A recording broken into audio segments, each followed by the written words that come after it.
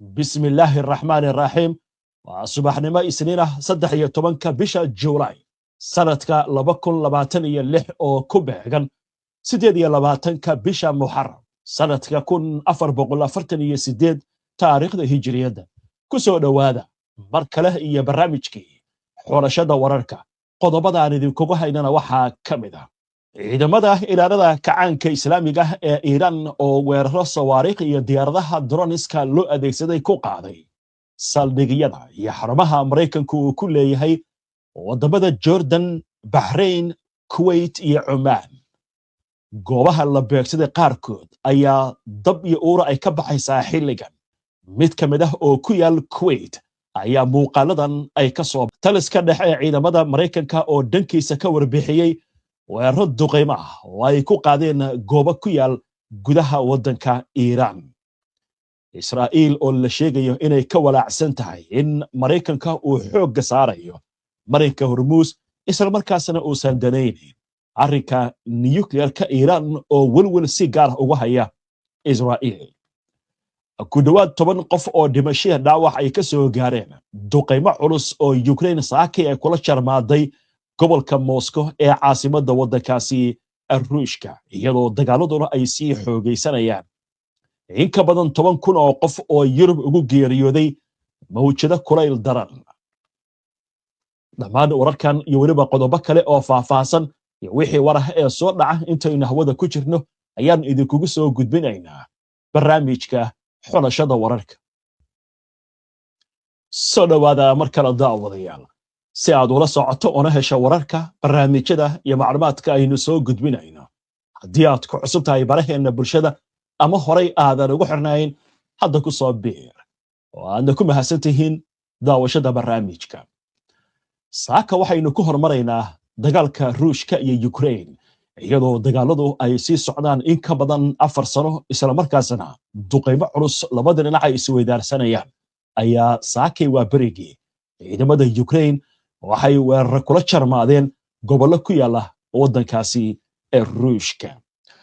ugu yaraan 3 qof ayaa lagu dilay 5 kalena waa ay ku dhaawacmeen weeraro loo adeegsaday diyaaradaha aan duuliyaha lahayn ee droniska oo Ukraine ay ku qaaday gobolka Moscow iyadoo Ukraine ay sii xoojinayso duqeymaha ay ka fulinayso gudaha dhulka Ruushka gaar ahaan goobaha tabarta iyo kaabayaasha dhaqaalaha. gudoomiyaha gobolka Moscow Andrei Vorobyov ayaa daboolka ka qaaday in 3 qof ay ku dhinteen magaalada Bionariski kadib markii diyaarad drone ah ay ku dhacday halkaasi iyadoo 3 kale isla goobta ay ku dhaawacmeen. 2 qof oo kale ayaa sidoo kale la sheegaya inay ku dhaawacmeen meelo kale oo ka tirsan gobolka. Vorobyov waxa uu sheegay in ciidamada difaaca ee Ruushku ay soo rideen ilaa iyo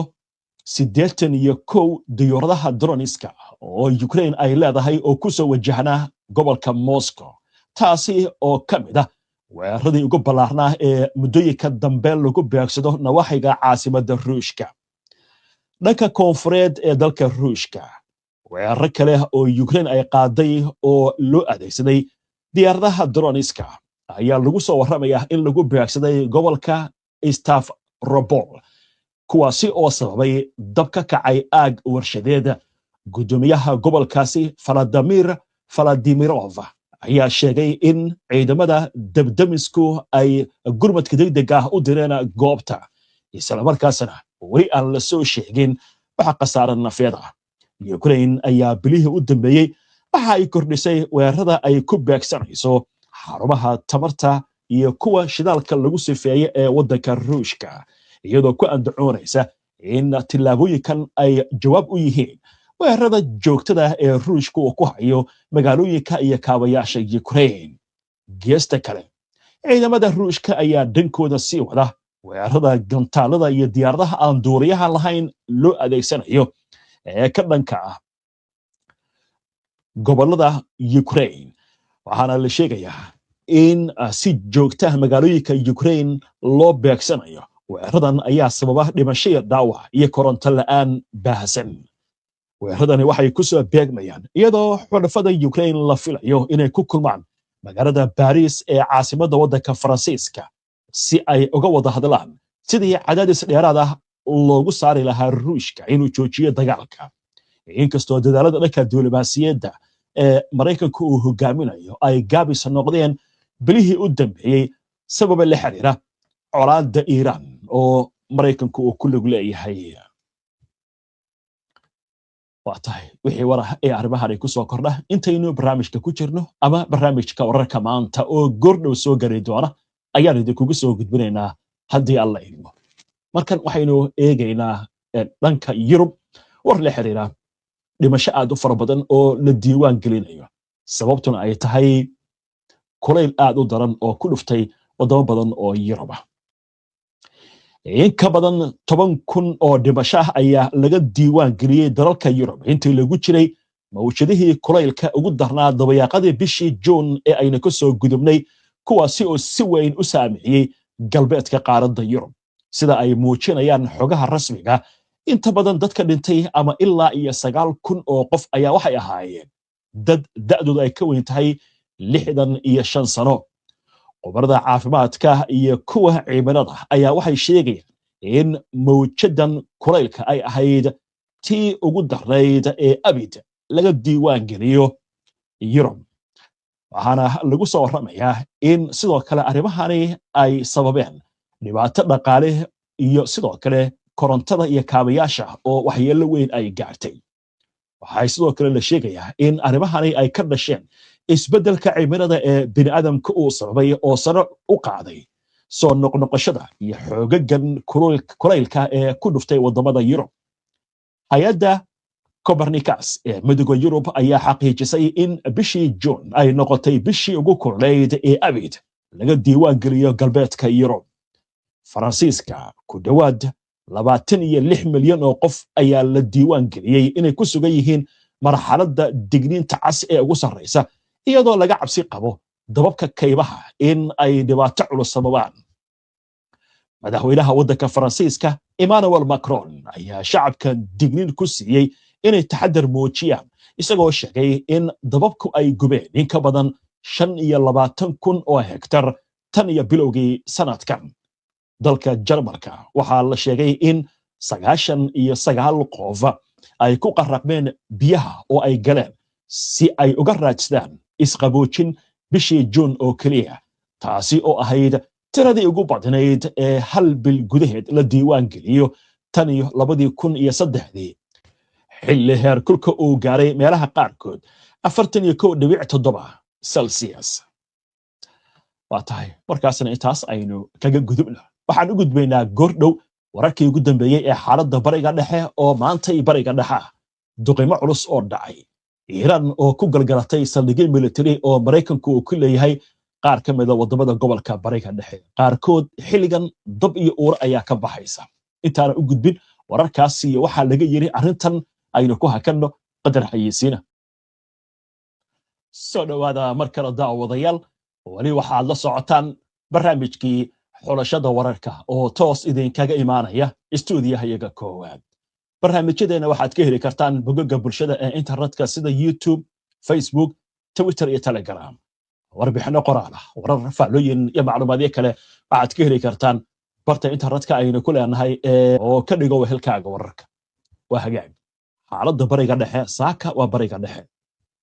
weeraro iyo weerar celis duqeymo ayaa soconaya. sidoo kale saldhigyadii Maraykanka uu ku lahaa dhowr wadan oo ku yaala gobolka bariga dhexe ayaa Iiraan waxay sheegaysaa dukun daakun inay ka dhigtay. dab ayaa qaarkood xilligan ka holcaya. haddaba waxaynu ku hormaraynaa Maraykanka oo isagoo duqeynta ku hormaray xalay isla markaasna warka cusub ka soo saaray weeraradii ugu dambeeyey oo la sheegay in lagu beegsaday dhowr aag oo kala duwan. taliska dhexe ciidamada Maraykanka ee magaciisa loo soo gaabiyo CENTCOM ayaa daboolka ka qaaday in weeraradan ugu dambeeyey ay beegsadeen 10 goobood oo military oo ku yaala koonfurta iyo galbeedka dalka Iiraan iyadoo la adeegsanayo diyaarado dagaal, maraakiib dagaal iyo diyuuradaha aan dooriyaha lahayn. CENTCOM ayaa waxa uu sheegay in la burburiyey nidaamyada difaaca cirka, xarumaha raadarada xeebaha, gantaallo, diyaaradaha aan dooriyaha lahayn iyo doomaha dheereeya ee Iiraan si loo yareeyo awoodda Tehran ay ku carqaladeyn karto sida hadalka loo yiri maraakiibta gooshaysa marin biyoodka Hormuz.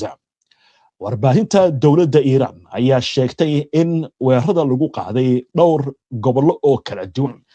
aana ka mid ah jasiiradda Qisham, magaalada Bandar Abbas iyo gobolka Khuzestan. Geesta kale wargeyska The New York Times ee ka soo baxa waddanka Mareykanka ayaa soo xigtay mas'uul Amerikaan ah oo sheegaya in weeraradii u dambeeyay ay ahaayeen kuwa ka yar kuwii Axaddii, inkastoo weli ay gaarayeen 10 duqeymo ah. sidoo kale dhanka Israa'iil wargeyska Haaretz ee ka soo baxa Israa'iil ayaa waxa uu sheegayaa in uu jiro walaac weyn oo dhanka Israa'iil ka imaanaya oo ku aadan in Mareykanku uu xiisaynayo oo kaliya arrinka Hormuz halkii xoogga uu saari lahaa barnaamijka nuclearka ee Iran. wargeyska ayaa intaasi ku daray in Israa'iil weli ay ku jirto heegan buuxa iyadoo ka cabsi qabta in Iran ay ballaariso iska horimaadka haddii cadaadiska Mareykanka uu ku sii kordho. waa sida hadalka loo dhigay.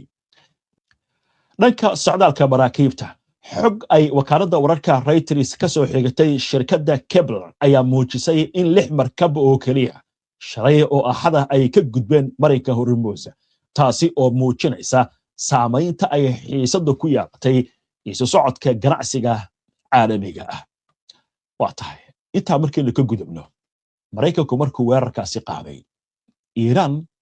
horey wax u ballan qaaday gacmaha inay salaamanayn. isla xalay ilaa iyo saakay waa bareegii weerar ayay waday. xilligan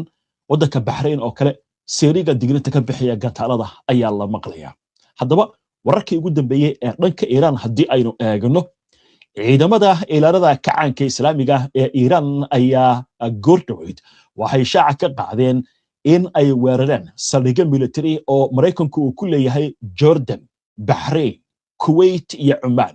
iyagoo sheegay in weeraradani ay jawaab u yihiin duqeymo ciidamada Mareykanku ay ku qaadeen xarumo ciidan oo ku yaala gudaha waddanka Iran. warbaahinta dowladda Iran ee IRNA ayaa sheegtay in bartilmaameedyada ay ka mid ahaayeen saldhigga ciidamada cirka ee Amir Hassan ee dalka Jordan, xarunta taliska dayuuradaha aan duuliyaha lahayn ee Mareykanku uu ku leeyahay Bahrain, saldhigga Ali al-Salim iyo saldhig kale oo gantaalada laga rido oo ciidamada Mareykanku ay ku leeyihiin Kuwait. sidoo kale waxay sheegeen in ay burburiyeen nidaamyo raadaar oo Mareykanka u yeel saldanada Oman. taliska ciidamada ilaalada kacaanka Islaamiga ee Iran ayaa waxa ay sheegeen in weeraradani ay ahaayeen kuwa xiriir ah, iyagoo daboolka ka qaaday in goobo fara badan ay weerareen. waxay sheegeen in wejigan afraad ee howlgalkooda ay ku burburiyeen 2 gaari oo gantaalada Himaraska laga rido iyo baqaaro lagu kaydin jiray gantaalada oo ku yaala saldhig Mareykanku uu ku leeyahay dalka Kuwait. ciidanku sidoo kale wuxuu sheegay in maraakiibtooda dagaalka ay qabteen 2 markab oo marayay marin biyoodka Hormuz, iyagoo ku eedeeyay in ay damiyeen maraakiibtaasi nidaamyada lagu aqoonsado maraakiibta, arrinkaasi oo ay sheegeen in si farsamaysan lagu ogaaday oo looga hortagay. ciidanka ilaalada kacaanka Islaamiga ee Iran waxay sheegeen in jawaabtooda military ay weli socoto, iyagoo farta ku fiiqay in faahfaahinta howlgalada la shaacin doono marxaladaha soo socda. waxay ku eedeeyeen Mareykanka in uu mas'uul ka yahay dhibaatadan, iyagoo ugu baaqay in uu si degdeg ah Mareykanku ciidamadiisa ugala baxo gobolka bariga dhexe, isla markaasina uu joojiyo faragelinta. waxaa kaloo tilmaameen in xiisadda marinka Hormuz lagu gaari karo oo kaliya in la xalliyo haddii la joojiyo faragelinta ciidamada Mareykanka. dhinaca kale, ciidamada Jordan ayaa sheegay in ay soo rideen 4 gantaal oo ka yimid dhanka Iran, iyagoo sidoo kale sheegay in tani ay tahay xadgudub sida hadalka u dhigeen waddankooda lagu soo xadgudbay. Kuwait ayaa iyaduna waxay sheegtay in ciidamadeedu ay la tacaaleen bartilmaameedyo hawada ah oo ay sheegeen in lagu soo weeraray waddanka.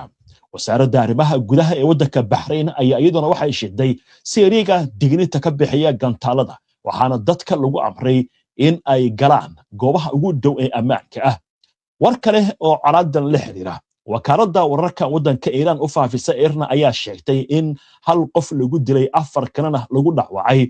weerar ka dhacay magaalada Mahashar ee gobolka Khuzestan ee koonfurta galbeed ee Iiraan ilaa hadda Mareykanku toos ugama uusan hadlin wararkan ka soo baxaya dhanka Iiraan ee qasaaraha ka dhashay weeraradaasi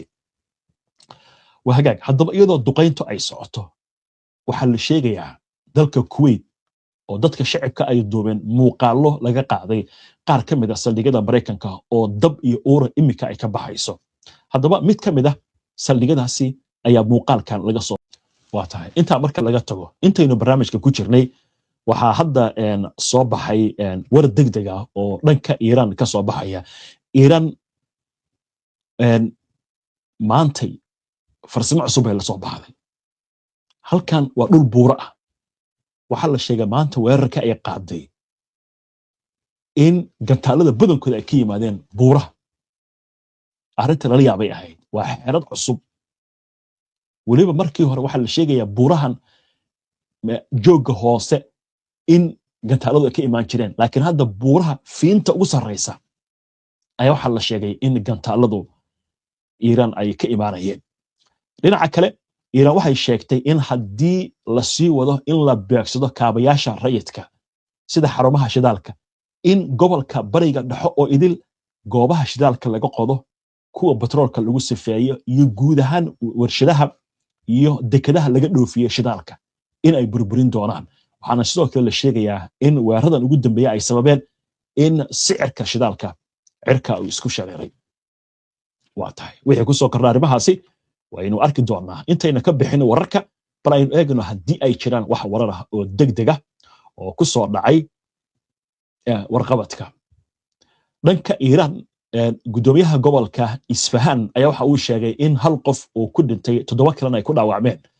weerar uu ku qaaday Mareykanku magaalada Nain ee ku taal gobolka Isfahan ee waddankaasi Iiraan warkan waa war degdeg ah oo hadda soo dhacay waxa kale oo Mareykanku ay beeninayaan warar soo baxay saacadihii ugu dambeeyay oo sheegaya in 3 askari lagu dilay saldhig military oo Kuwait ku yaal Mareykanku waxay leeyihiin arrintaasi waxba kama jiraan laakiin warkaasi aad ayaa baraha bulshada loogu wadaagaya waa tahay wixii warar ah arrimahan ku soo kordha waxaynu idin soo gudbin doonaa insha Allah taala barnaamijka wararka maanta oo gordhow soo galay doona inta ayaa ku soo gabagabeynaya saaka barnaamijka iyo xulashada wararka waana ku mahadsantihiin daawashada barnaamijka si aad ula socoto wararka barnaamijyada iyo macluumaadka aynu soo gudbino haddii aad ka cusub tahay baraheena bulshada ama horay aadan ugu xirnayn hadda ku soo biir waa inoo barnaamijka xiga insha Allah inta ka horeysa salaamullaahi calaykum wa rahmatullaahi wa barakaatuh